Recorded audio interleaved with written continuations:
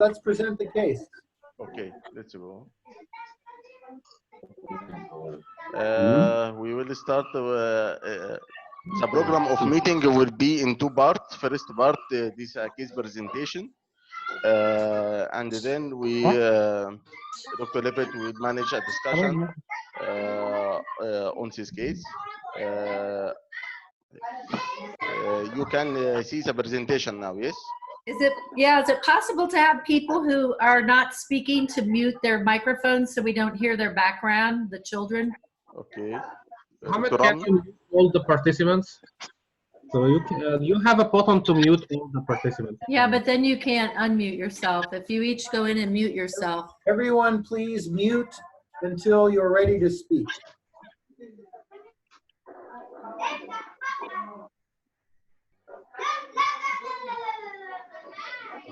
Everyone please mute. لو سمحتوا يا جماعه كل الناس تعمل ميوت تقفل الصوت عندها خصوصا اللي عندهم اطفال جنبهم. محمد. نعم. انا ام دكتور صابر وهيب محمد. دكتور صابر اتفضل. Yes, it is a great pleasure to invite Professor Marc, and I am very happy to attend this discussion about your case. Okay, thank you. You can start. Okay, we can start this case presentation. Our baby is 18-month male patient, diagnosed neonatal at birth with high anorectal malformation. Simple loop transverse colostomy was done. And at the age of 3 months, abdominal assisted PSAR was operated for the baby with identification of recto-bladder neck fistula. Then at the age of 6 months, closure of colostomy was done.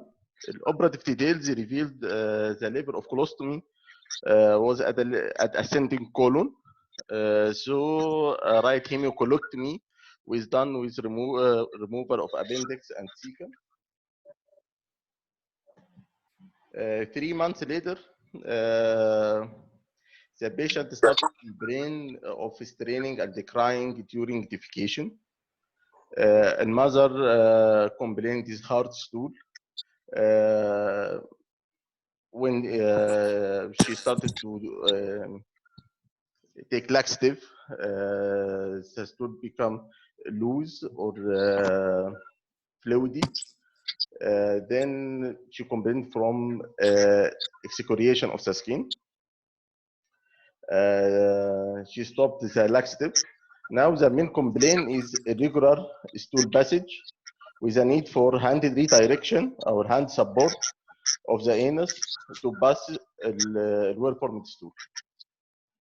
By clinical examination, our baby is well nourished, 12 kilograms by weight, the abdomen lax, the anal opening shifted slightly to the right, with presence of sign of skin inflammation.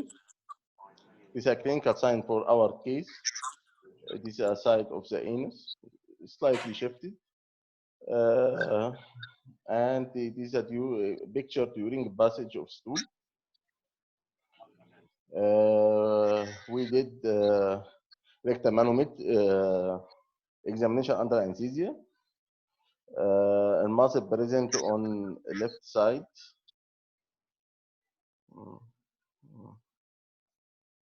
And the maximum at the level above the anus, just above the anus. By MRI,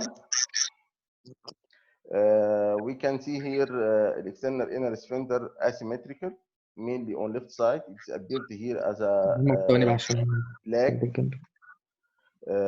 black or dark line here. It's deficient on the right side. The union bladder is extended with a pink cone appearance. This is similar to the picture of a neurogenic bladder. We have finding is right crossed fused kidney with no hydronephrosis. Also, the patient complained from spinal anomaly, tether cord at the level of lumbar vertebrae number 3, with scoliosis.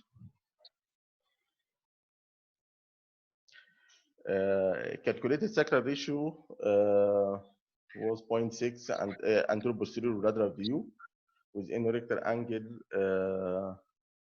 with more or less obtuse angle. Okay, Dr. Levitt? Yes. So everyone hear me okay? Yes. Yes. So keep chalak, everyone. Very glad to be meeting like this. I wish I was in Alexandria with you. Hey there. Okay. So so this is a patient who has had an anorectal malformation repair and now is having difficulty stooling. And the main question is, how do we get this patient to be clean for stool? So there are a couple things, obviously, we need to talk about. One, I was intrigued by the fact that at the colostomy closure, the cecum and the appendix were removed. So I'm assuming now the patient has a ileocolonic anastomosis. Yes. Which makes for somewhat higher motility, a hypermotility situation, and of course a loss of the appendix that could have been used for a Malone. So we need to keep that in mind. We also need to keep in mind that the original malformation was a bladder neck fistula, which is obviously the highest type. We need to keep in mind that the spine is not normal. There's a tethered cord. And we need to keep in mind that the sacrum is okay. It's not great, with a ratio of 0.62. So the patient's potential for bowel control is already somewhat limited. However, as I'm sure you can see from the picture, Mohammed, can you put the picture of the perineum back up on the screen for everyone? Yes. Yes, so I see, well, let me ask, what do people think? Does this patient, where should the anus belong? Anyone have an opinion? The question again, please. Is the anus in the wrong position or in the correct position? I think this slide was operated by me, Professor Mark, and I think it is shifted a little bit, side and a little bit downward. Yes, whoever drew the blue mark here is correct. Anus, to me, looks like it is slightly laterally mislocated and posterior to the dimple. The dimple is an obvious location, and the anoplasty should be there. So this patient's anus is not taking advantage of the sphincter muscles that the patient has. And I believe on those grounds, the patient is a candidate for a reoperation. However, I don't think for sure that the reoperation will help the patient achieve their own bowel control because of the reasons that we've discussed. The original malformation is high, the spine is not normal, and the sacrum is only intermediate type, meaning it's not an excellent sacrum, which means that the muscles and the nerves are very limited in such a patient. But I still believe that a reoperation should be offered, and I'm going to show you in some subsequent slides that a redo is of value even in this kind of case. Professor Mark, excuse me. Yes. The problem of this child, I carry on and I follow up the bowel habit immediately after closure of the colostomy. And the conclusion of the mother, the stool is soft and fluid. The frequency of passage of stool is more, and the secretion and the inflammation was prevented. But when the stool is well formed, the child can control the passage of stool twice per day or even once per day in a good amount, and the inflammatory signs disappear completely, but the child is crying, a little bit crying. So it is okay when the stool is well formed, and we stop all the treatment, and the mother, depending upon the type of food, we give a diet which keeps the stool formed, and everything is okay as regard to the inflammation. And if you look for the video about the muscle stimulation test, you can find the good contractions in all directions except the right side, وبنارز بقى شغاله طول الوقت. which is corresponding to the MRI picture, MRI report, and the shifting will form the stool to the right side and supported by the mother to push it a little bit to get the passage freely. Yes, thank you. I think the passage of stool is going to be dependent at the moment on treatment with laxatives, but what we want to discuss is the patient's potential to have their own bowel control. And because that is the question, I think can I ask everyone to put their microphone on mute unless they're speaking?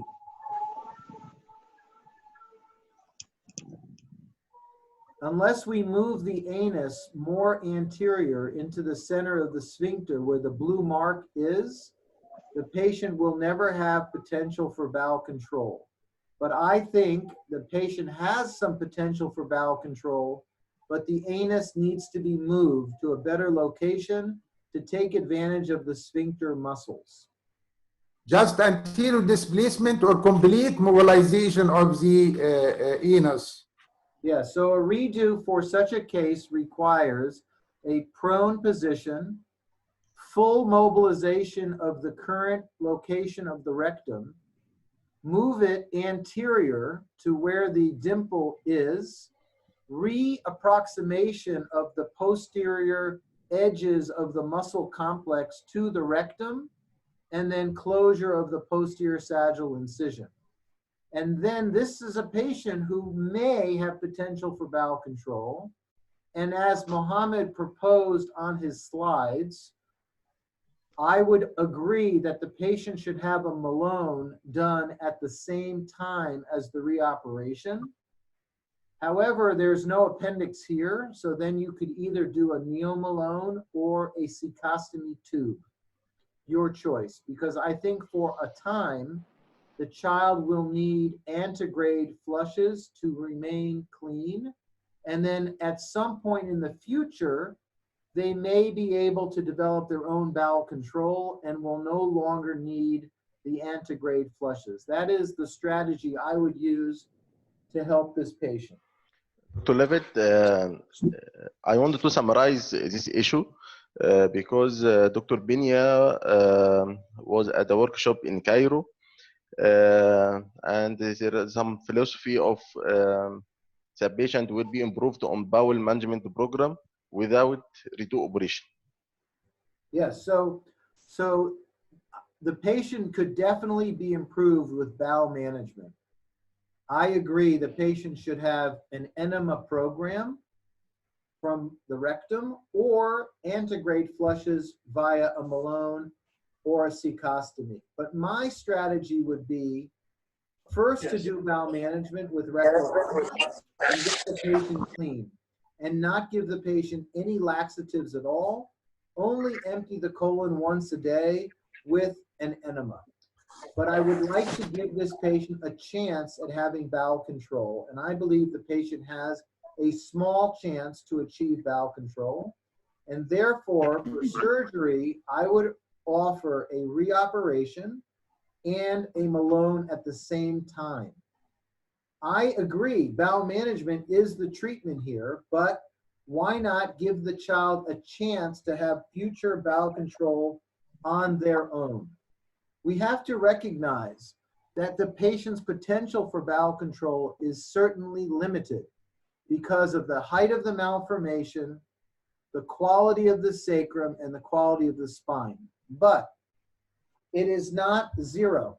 There is a chance that the patient will achieve bowel control with the reoperation. And I have a slide to show you of some of our data related to reoperation. So I want you to think about trying to achieve a good anatomy, because it may give such a patient potential for bowel control that they would not otherwise have without a reoperation.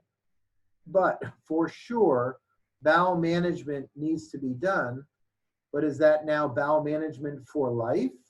Or is it a patient we could potentially, with surgery, give a chance for bowel control? That's the question. So let's show a couple of my additional slides now.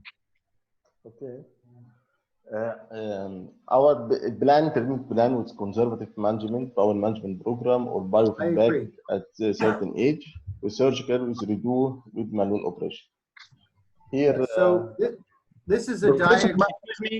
This is a diagram. We have a question here, Dr. Mark. Please. Professor Mark. Yes.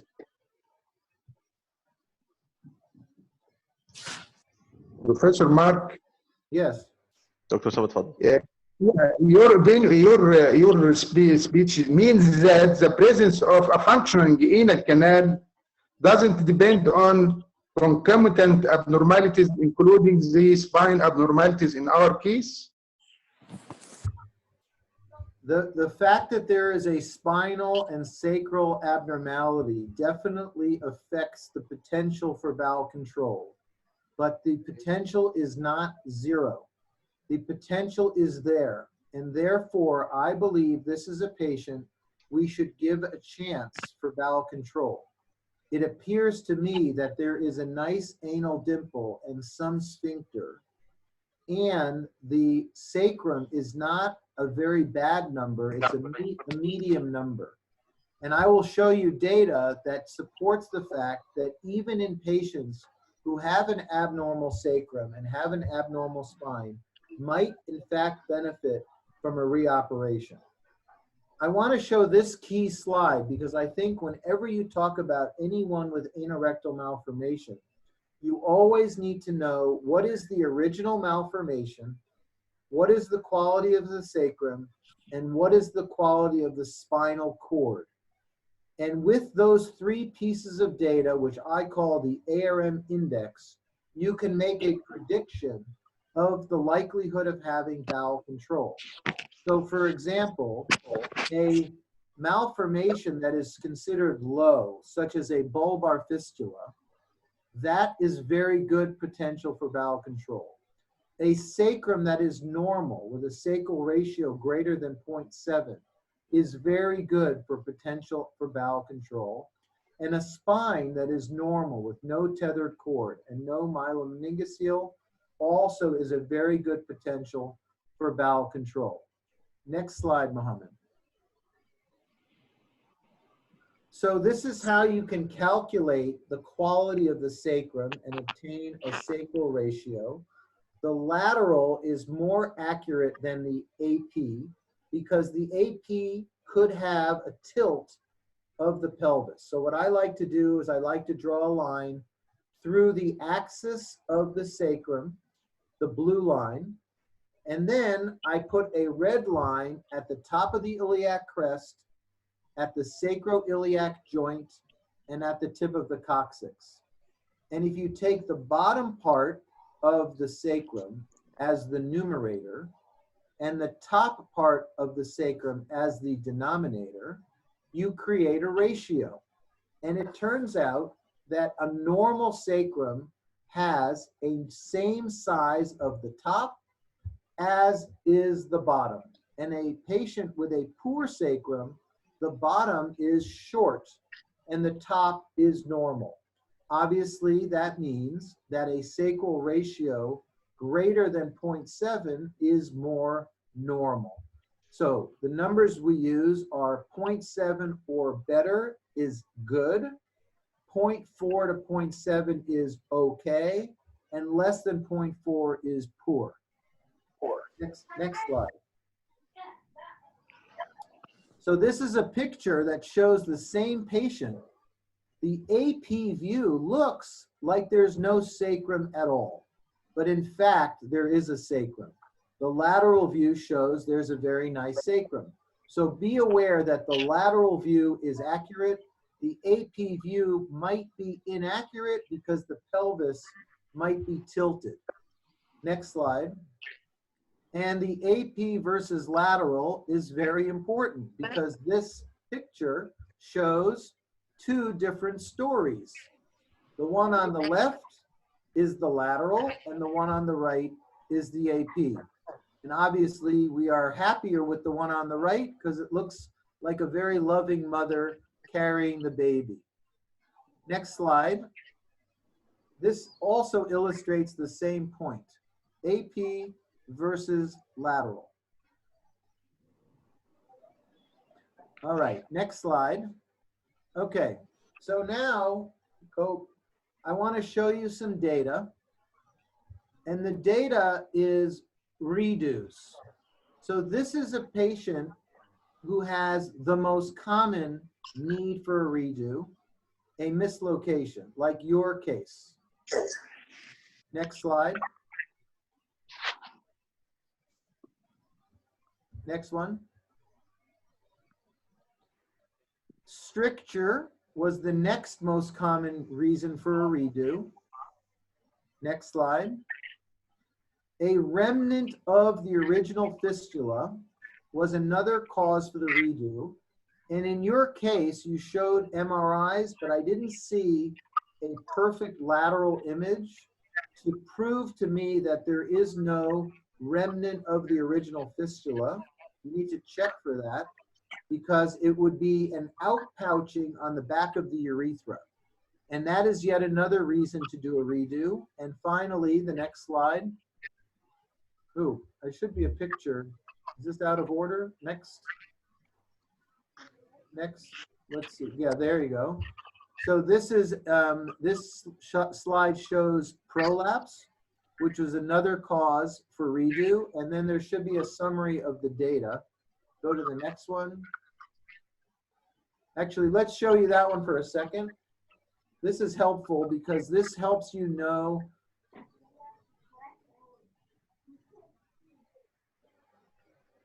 Okay. I think this one. So this is the data that we recently worked on to show the advantages of doing a redo. Next slide. So you'll see that overall we improved many, many patients.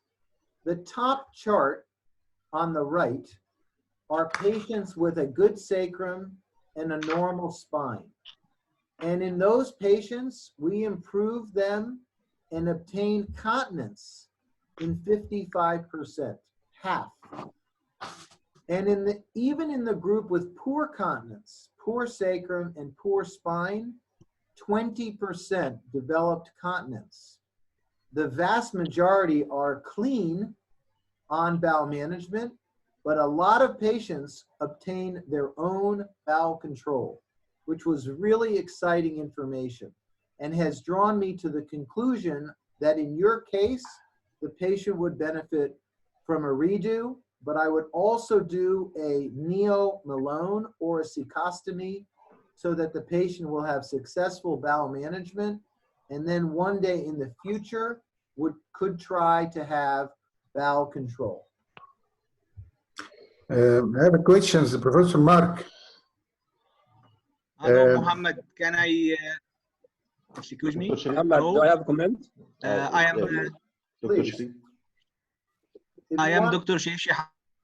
First of all, I thank you, Dr. Mark, for your educational Egyptian Pediatric Surgical Association, and I have to thank Professor Wahib and Muhammad for bringing this case.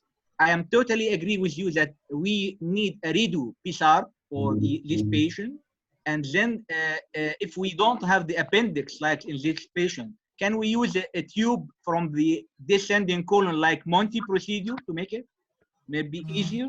Yes, What's absolutely. your opinion? You can make a tubularized flap called a Neo Malone. Beautiful, beautiful operation. Yes, okay. طيب Professor كان عايز Mark, يسأل سؤال. I have last. محمد. Professor Mark. Yes. محمد. خلاص Hello. دكتور أحمد. You hear? Do you hear me? سامعينك كويس. دكتور أحمد سامعينك كويس. Yes. سامعني يا محمد؟ سامعين حضرتك كويس. اتفضل. Yeah, I first of all, I would like to thank Dr. Levitt for joining us and not missing the opportunity for sharing his experience with us, even in these circumstances. I think we are talking about two different scenarios here.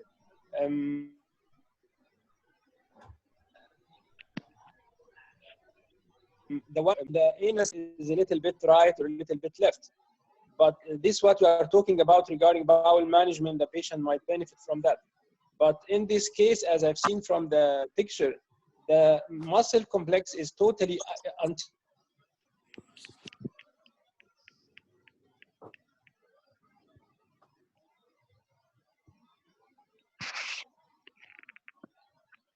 anterior thing. Do you still recommend doing a redo operation, or we are talking about different scenarios here? Yes, two different scenarios. Right now, I would do bowel management with rectal enemas and get the patient clean and would not give any medical treatment, no laxatives. At some point in the future, I would offer the patient a reoperation.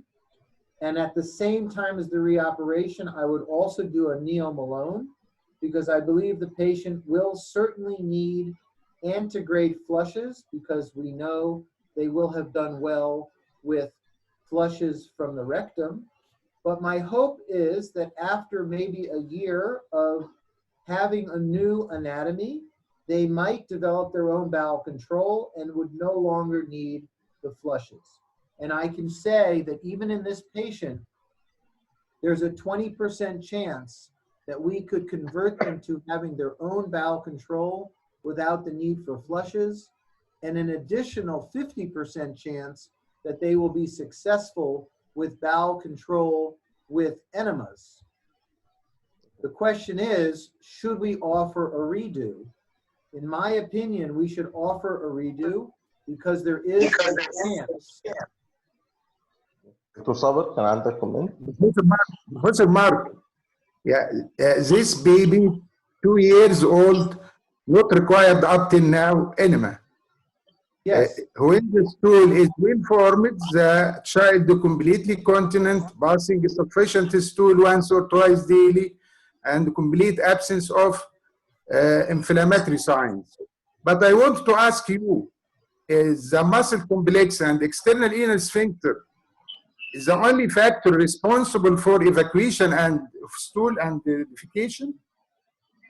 No, I think the evacuation is dependent upon the peristalsis of the colon, which should be intact. And I'm a little worried in this particular patient, might be fast, but you seem to show that the patient is able to form solid stool, which is good news. For right now, the patient should have a mechanical program only, rectal enemas only. There would be no advantage. In fact, there would be somewhat of a disadvantage to giving laxatives right now. Right now, the baby is 2 years old, so all you really care about is not becoming impacted. But in about 2 years from now, we want this child clean and out of diapers, normal underwear. So between now and then, I would do enemas from below to keep the patient empty, clean, with no impaction. But at some point, probably within the next year, I would try a reoperation, move the anus, get better anatomy, give the patient an opportunity to have antegrade flushes, which are much more pleasant than rectal flushes, and then continue the bowel management program that you've already been doing. And then you may find that the child successfully develops their own bowel control now that you have given them better anatomy with the reoperation. Dr. Levitt? First, another good news for this baby is a mother do good training. Yes. Yes. Yes. Dr. Levitt, Yeah. we can stress on a point why we don't use laxative in this case. Why depend only on enema? No, you can use, this baby is only 2 years old. So you can certainly use laxatives at this age. The only thing that you care about now is avoiding constipation and avoiding impaction. So yes, at the age of 2, for sure, all you care about is giving laxatives. But maybe in a year from now, when the child is 3 and ready to start getting out of diapers and being clean, you could then do bowel management with an enema and then stop the laxatives. Because if you give enemas and laxatives, then the child will make stool between the enema and they won't be clean.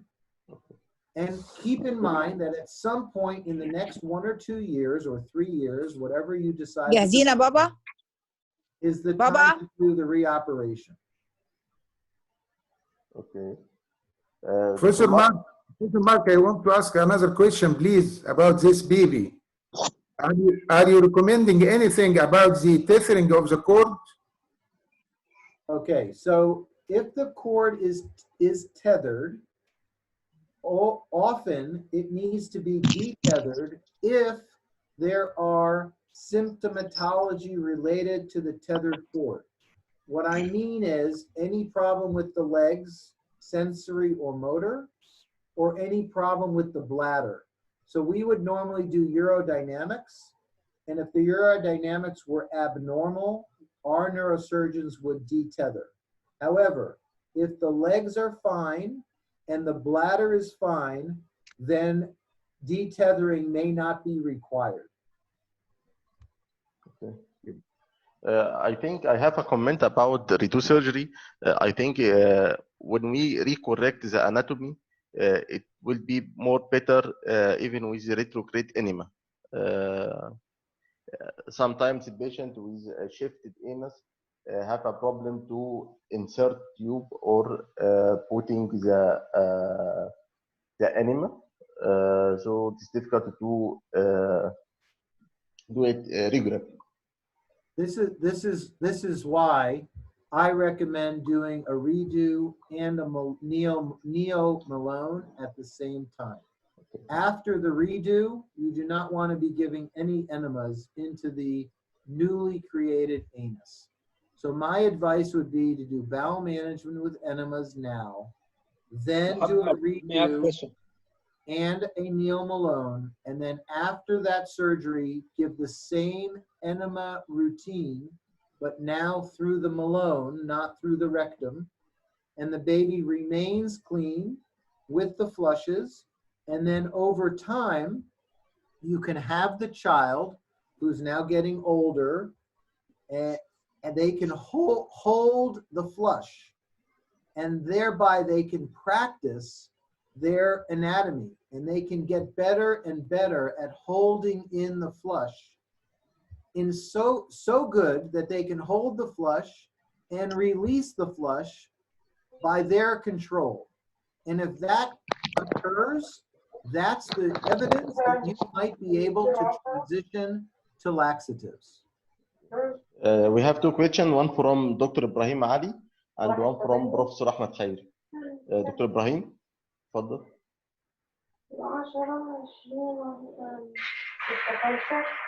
الو تفضل دكتور احمد. الو دكتور ابراهيم معايا؟ ايوه دكتور ابراهيم معاك.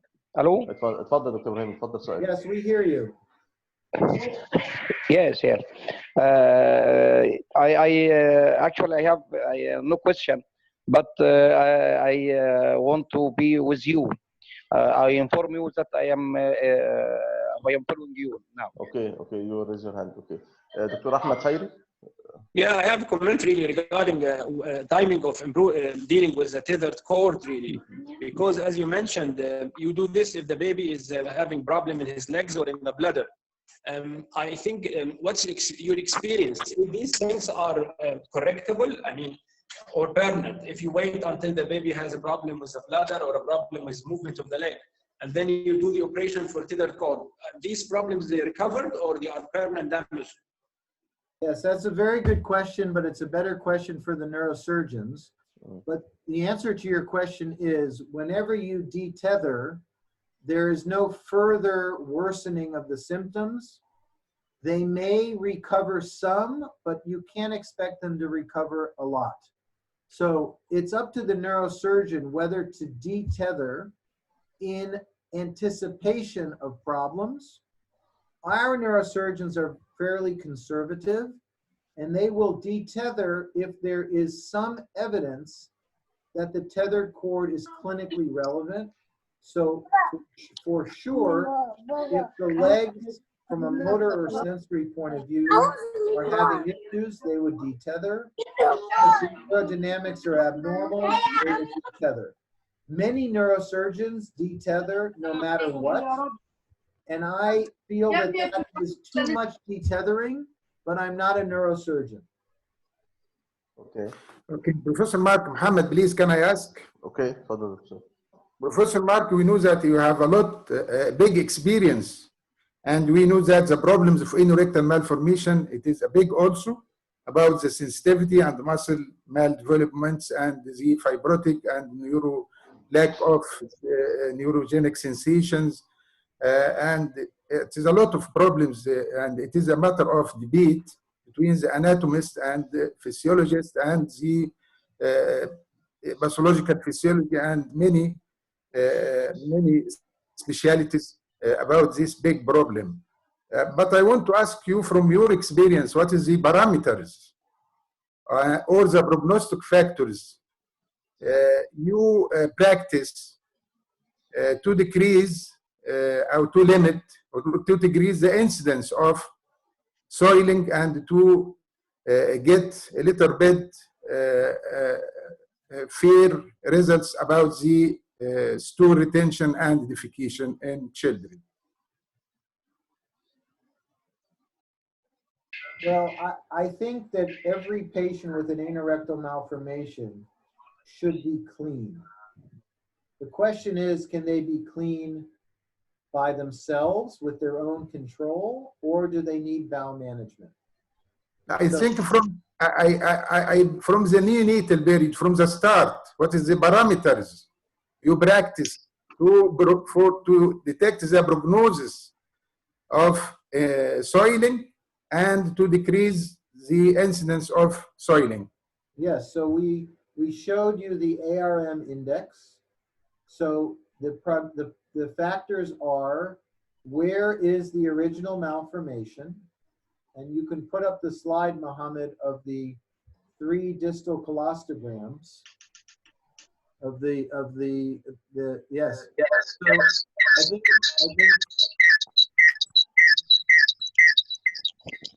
I think it's very important to define the anatomy. So here we have bladder neck, prostatic, and bulbar level. Have a problem in sound to deliver? Yes, people need to put their microphones on mute if they're not speaking. If you define the anatomy, bladder neck, prostatic, or bulbar, that's a good predictor. The bladder neck has about a 15% chance of continence. Prostatic, about 65% continence, and bulbar, 85% continence. Then we want to know, how is the sacrum? Greater than 0.7, excellent potential for bowel control.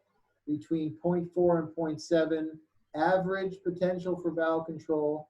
And less than 0.4, very poor potential for bowel control. And then the other factor is the quality of the spine, spinal column, if there is a tethered cord, or if there is a myelomeningocele. If there's a myelomeningocele, very poor potential for bowel control. tethered cord, it's not helpful, but there are many patients with tethered cord who successfully have bowel control. So those are the three factors. Then of course they need good surgery. They need an operation that successfully puts the anus in the correct location, does not have a stricture, does not have a remnant of the original fistula, and does not have a prolapse. Okay. About the timing of operation, either PSARB operation or closure or detethering of the cord. What's the preferred time for each operation, from your opinion? Sorry, say the question again. What is the best time for PSARB operation and for closure of colostomy from your practice? I don't understand. Best time for operation. Best time for operation. Time. Okay, sorry. The best time. Yes. So obviously the newborn gets a colostomy. Then I like to do the PSARP somewhere between 2 and 6 months of age, and then I close the colostomy 1 to 3 months after that. I like to have everything done by the first year of life. Excuse me, Muhammad. Muhammad, I have a question. تفضل دكتور أحمد. By the way, I just want to. اتفضل دكتور صابر اتفضل. لا اتفضل يا احمد اتفضل يا بيه اتفضل. I want to ask Professor Mark what you say about the presence of anal canal in cases of anorectal malformations with recto-urethral fistula. I don't think there is very much of an anal canal. There is a dimple that shows on the skin, but the anal canal itself, the dentate line, you almost never see in an anorectal malformation. Therefore, there really isn't an anal canal, and therefore there really isn't very much of what I would call an internal sphincter. These children are therefore require external sphincter to close the anus, and they can detect stretching of the rectum. I would call that proprioception. So it's very important in a child with an anorectal malformation that they can make solid stool, because the only stool they can detect is bulk. They can feel the stool, and if they feel the stool, they can close the anus using their external sphincters. Okay. دكتور أحمد حضرتك عايز تسأل؟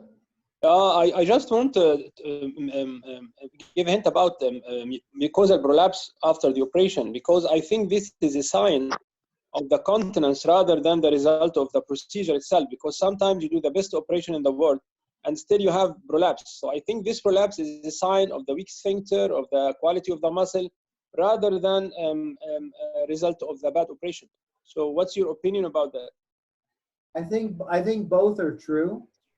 I think if you do a good operation in a good patient with good sphincter muscles, usually you do not get any prolapse. If you do a good operation in a patient with poor sphincters, you will get prolapse. So I think it's both technical and depends on the patient that you're dealing with. Okay, Dr. Mark, we have two questions. One from Dr. Amr Zaki about to perform redo operation under cover of colostomy or without colostomy. In redo operation, do you have? Redo. Yes. Yes. So I would not do a covering colostomy in a redo. I would do a full bowel prep the day before so that the stool is very clean. And then I would not give the patient solid food. I would only give them liquids for 5 days after the surgery, watching to make sure that the perineum has healed well. Okay?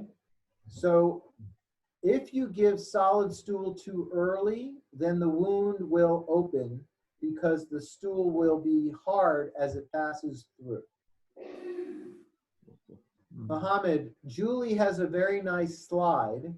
If you can allow Julie to show you her screen, she Okay. will add a slide to the presentation.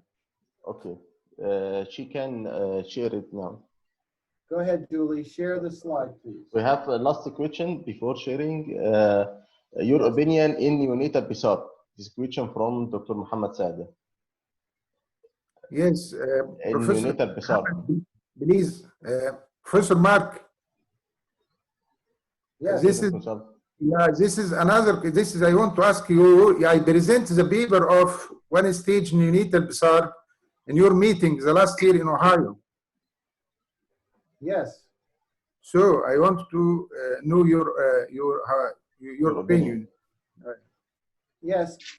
The problem with a neonatal PSAR is, do you know where is the rectum? Yes. If you know exactly where the rectum is, then I am very happy for someone to do a neonatal PSAR. If you do not know where the rectum is, then that idea makes me nervous, because you might go find something that you do not want to find. You might find the ureter, you might find the bladder neck, you might find the vas deferens, you might find the seminal vesicles. That's why for me, a colostomy with a distal colostogram is the safest approach. Okay. This is Julie's slide. You see Yes. this screen? This is a really nice slide which shows the predictors of bowel control, the ARM type, the sacrum, and the spine. And this slide shows the prognosis based on the type of ARM. So the better prognosis cases are perineal, vestibular, bulbar, and a short channel cloaca. And the poorer prognosis cases are prostatic, bladder neck, and the high cloaca. All right, so any additional questions? I want to be respectful of everyone's time, so we keep these meetings to exactly 1 hour. Oh, let me show you this picture. Can you see that? To me, it looks a little blurry. Are you able to see this? No, it's blurred.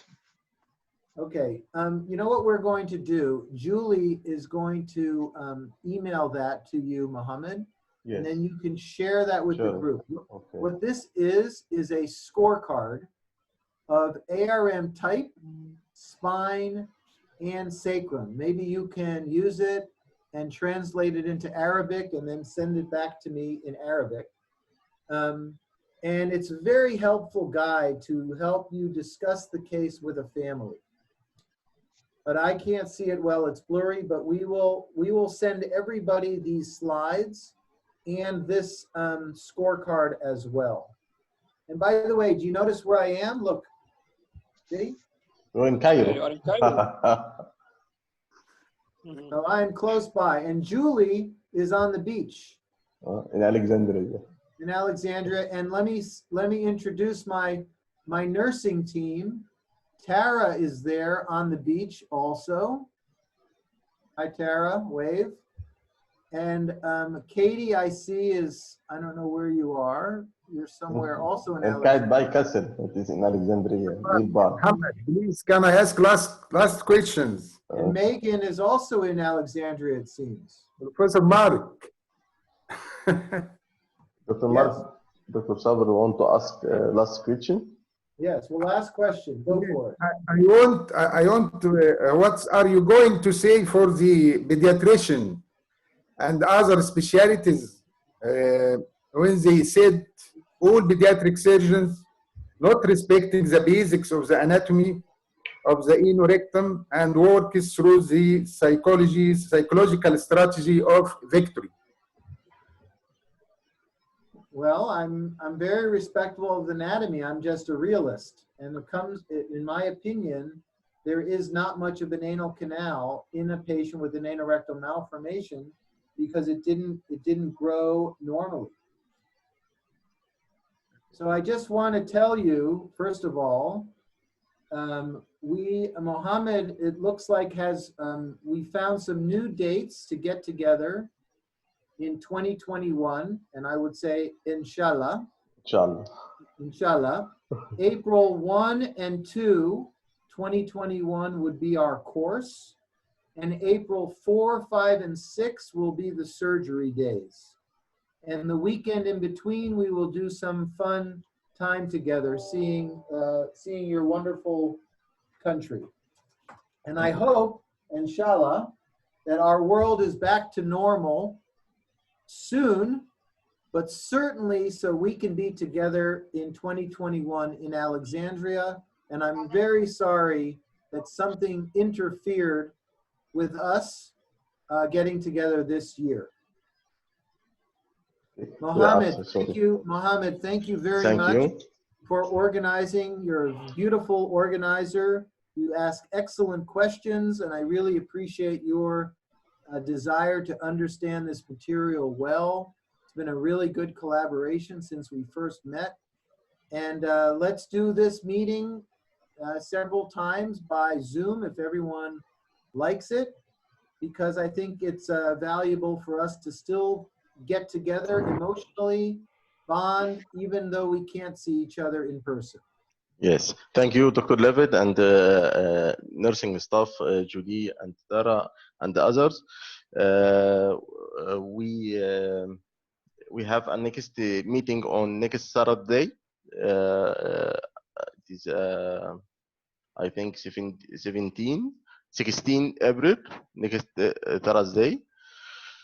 We will select the topic for next meeting and we'll publish it to our group.